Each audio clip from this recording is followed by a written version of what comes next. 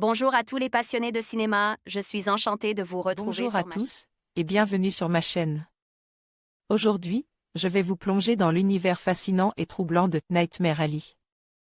Ce film, réalisé par Guillermo del Toro, nous entraîne dans un monde de mystères, de manipulation et de secrets sombres. Je vais vous parler des thèmes principaux, des personnages captivants et de l'esthétique visuelle qui rendent ce film si unique. Restez avec moi pour découvrir pourquoi Nightmare Alley est un incontournable du cinéma contemporain. C'est parti! The Walt Disney Company France. Date de sortie, 19 janvier 2022. Durée, 2h30 et avertissement. Site officiel. Un beau film noir qui laisse gris. Stanton Carlisle traverse les États-Unis en tâchant de laisser derrière lui un passe qu'il s'abstient de révéler aux autres.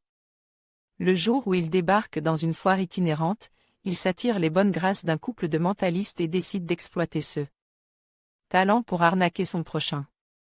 Une fois marié à la vertueuse Molly et installe dans le New York des années 40, le succès est à sa porte, et Stanton décide d'aller encore plus loin en escroquant un homme aussi puissant que dangereux.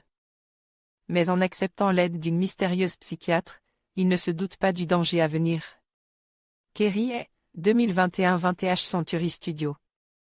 All Rights Reserved. Petit avertissement pour commencer, l'auteur de ces lignes étant on ne peut plus admiratif du cinéaste dont il va être question ici, le point de vue mitige qui va être argumenté ci-dessous aura de quoi friser le retournement de veste aux yeux de certains.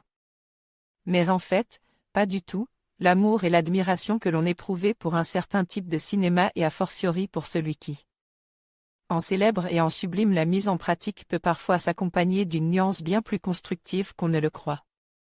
Tout ça pour dire qu'en se permettant d'émettre de sérieuses réserves sur le nouveau long-métrage du demi-dieu désormais oscarise.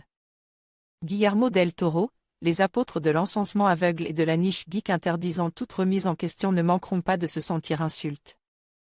Tant pis pour eux, qui ne manqueront d'ailleurs pas d'encenser Nightmare Alley, pour 1000 raisons plus ou moins irréfléchies. Alors que l'héritage du film et le genre qu'il choisit d'investir aurait mérite une approche un peu moins illustrative. Si l'on s'en tient à la définition du style de l'ami Guillermo, les choses sont actées depuis longtemps. Geek du haut du cortex jusqu'au petit bout des orteils, cinéaste aux idées visuelles hallucinantes, créateur d'émotions puissantes. Qui vont jusqu'à intégrer les enjeux les plus fondamentaux de la condition humaine dans des univers fantasmagoriques de toute beauté. Del Toro aura su imposer la griffe d'un authentique, triple A, un auteur, un artiste, un artisan, chez qui le profond attachement pour les monstres se mêle toujours à une déclaration d'amour au cinéma des origines et à une mise en scène où s'enchaînent les idées visuelles les plus folles. Le tout avec un refus absolu du cynisme ou de la distanciation, double d'un profond amour de son travail et des viviers artistiques qu'il s'approprie mieux que quiconque. La recette a déjà laissé derrière elle une lignée fabuleuse, de L'échine du diable à Pacific Rim en passant par les monumentaux second opus des sagas Blade et Hellboy. Hélas, il y a déjà 7 ans, la découverte de Crimson Peak laissait déjà à penser que Del Toro avait fait le tour de ses obsessions. Geeks et cinéphiles, au point de se contenter alors de ressasser le même bestiaire, les mêmes enjeux, voire la même direction artistique. Dans un cadre flamboyant de mélo gothique. Plus embarrassant encore, la forme de l'eau, à partir d'un postulat improbable, une love story charnelle entre une femme timide et un homme poisson. Avait révélé un cinéaste trop explicite dans sa démarche, entre des clins d'œil cinéphiles gros comme une maison, que ce soit à Delicatessen, à La Rose pourpre du Caire, ou à L'étrange créature du lac Noir, un récit cherchant à mêler plusieurs tonalités. Qui ne s'équilibrait pas toujours très bien, et surtout un propos littéralement package et livre clé en main, ne traitant des lors l'émerveillement moins au travers d'un découpage qui touche à l'inconscient qu'au travers d'une pure mise à distance, en gros.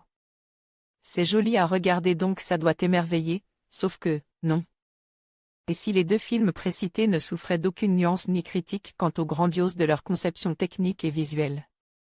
On sentait bien que le supplément d'âme propre au cinéma de Del Toro avait quelque peu pli boutique. Nightmare Alley enfonce aujourd'hui le clou en validant ce dernier point de la façon la plus explicite qui soit. Comme si sa récente consécration aux Oscars annonçait quelque part le formatage toujours plus fort de son cinéma, Del Toro fait ici primer la volonté de dire sur la volonté d'évoquer. en laissant de côté le fantastique pour réadapter le charlatan de William Lindsay Gresham, qui avait déjà eu droit à une adaptation. Signé Edmund Goulding à la fin des années 40, le cinéaste mexicain s'offre ici une incursion du côté du film noir, se frottant du même coup à un héritage sensible et percutant dont on ne peut pas dire avec certitude s'il peut trouver résonance auprès d'un public lambda aujourd'hui cérébralement lave par les codes du blockbuster marvelien, ce que son recent bid au box-office US semble confirmer. On n'aura donc strictement rien à redire sur la direction artistique du film, élaborée avec un respect quasi millimètre pour l'époque en question, qui réussit en 2 plans et 3 effets de montage à nous faire pénétrer un cadre, une ambiance, un univers gorge de micro-details, le tout avec des mouvements de caméra qui soutiennent la force immersive du projet. La maîtrise technique de Del Toro n'est donc plus à démontrer, de par son alliage maîtrise de baroque et d'expressionnisme. On notera une exploitation superbe et très intelligente des clairs-obscurs, continue même d'en remontrer à tout un pan des cinéastes hollywoodiens actuels. Il n'en reste pas moins que le surlignage semble être bel et bien devenu une nouvelle constante chez Del Toro. D'abord via une symbolique psychanalytique cousue de fil blanc, ce qui était déjà le cas dans Crimson Peak, qui met en exergue les zones d'ombre fatales du vertige psy et du spectacle de l'illusion, non pas dans les suggérant par les cadres et le découpage, mais en les édictant par des mots et des échanges en chant contre chant, rendant ainsi limpide et appuyé ce qui était autrefois symbolique et sensitif. Ensuite une empathie extrêmement faible pour tous les personnages, certains carnent par des cadors hollywoodiens embrassant leur rôle avec conviction, mais hélas traites par Del Toro comme des silhouettes rétro, à peu près aussi décoratives que les intérieurs dans lesquels elles évoluent, et dont les enjeux et les dilemmes sonnent moins comme des climax émotionnels que comme de simples fonctions narratives. Quant au regard touchant et nuance de Del Toro sur les monstres, on a envie de dire que ce n'est pas la première fois que la monstruosité à visage humain dans son cinéma, revoyez L'échine du diable, le labyrinthe de Pan, si vous en doutez, et que ce choix-là s'accompagnait à chaque fois d'un fort potentiel allégorique, lié aux passes tourmentes du personnage en question, mais ici totalement absent. Pour preuve, ce n'est pas en étoffant le personnage de Bradley Cooper de 3 pauvres flashbacks sur le meurtre symbolique du père qu'il peut gagner illico en dimension, tout comme ce n'est pas en se contentant de filmer Kate Blanchett en train de singer là.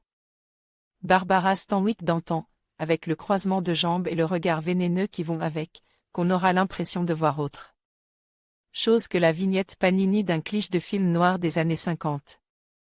Au bout du compte, c'est un peu comme si l'émotion et les personnages n'étaient pour le cinéaste qu'un simple prétexte pour rendre un hommage avant tout visuel au cinéma dont il est amoureux. Que le récit en devienne on ne peut plus prévisible et sa chute en point de suspension anticipée dès la scène d'ouverture n'étonnait guère à ce stade, tout comme le caractère sombre et menaçant d'une intrigue supposément à tiroir ne fait que dévoiler le double fond de chaque detail de l'armoire à force de tout nous mettre sous le pif. Ce qui ressort de toute cette vitrine rétro-fétichiste est une crainte que l'on ressentait déjà au moment de la sortie de La forme de l'eau, et si Guillermo del Toro était en train de se reposer sur ses acquis et de devenir un cinéaste hollywoodien comme les autres? Il y a déjà une dizaine d'années, au vu de la domination progressive des franchises super-héroïques sur l'ensemble de la production hollywoodienne, on pouvait légitimement se demander si la soumission des univers geeks au code du blockbuster classique n'était pas une fausse victoire en soi, au point même de considérer que cette culture si précieuse aurait eu tout à gagner à rester la plus marginale possible. Aujourd'hui, la réponse par l'affirmative s'impose. Même si l'on se refuse à croire que Del Toro ait perdu une large partie de son âme originelle, la beauté de sa mise en scène suffit quand même à nous rassurer là-dessus, on ne sera pris d'une quelconque honte à rester une fois de plus sur la défensive, surtout après 3 films qui persistent à dessiner une toute autre lignée. Guillaume Gass envoyait un message au rédacteur Guillermo del Toro. Guillermo del Toro, votre note, votre pseudo, votre commentaire. En conclusion, Nightmare Alley nous plonge dans un monde sombre et captivant, où les illusions et la manipulation règnent en maître. Ce film, avec sa direction artistique soignée et ses performances saisissantes, nous invite à réfléchir sur la nature humaine et les conséquences de nos choix. Que ce soit à travers les thèmes de l'ambition, de la tromperie ou de la rédemption, Nightmare Alley reste une œuvre marquante qui ne manquera pas de hanter les esprits longtemps après le générique de fin. Merci de nous avoir rejoints pour explorer cet univers fascinant.